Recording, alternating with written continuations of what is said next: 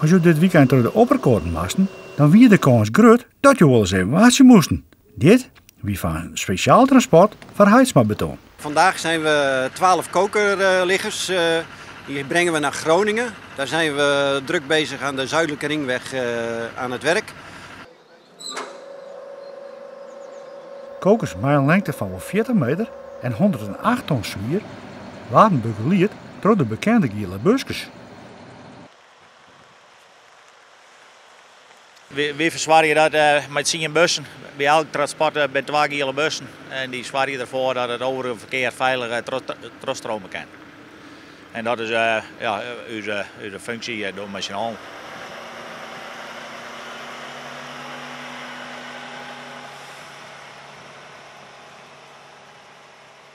We zijn in januari zijn we ook met dit type liggers naar Groningen geweest. Toen kregen we nog vergunning om over de brug Coastertille te rijden.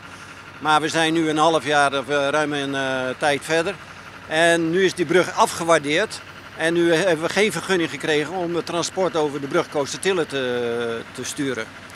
Dus wij moeten nu omrijden via de centrale as. De centrale is een mooie rechte weg. Het is een mooie rechte weg, maar er zitten een paar bijzondere bochten erin. En bij deze lengtes, ja, dan kun je vastlopen. Maar dit is ons specialisme. Het transport van deze lange liggers voor verschillende producenten is ons specialisme, waarvan Heidsma een van de grootste opdrachtgevers is. Het maximale wat we zo op deze manier vervoerd hebben is 62. We maken hier ook liggers van 55 meter en die moeten ook van het erf af. En daar moet toch wel het nodige gebeuren. Wanneer gaan die grote liggers weg? Die gaan we over 2 weken vervoeren.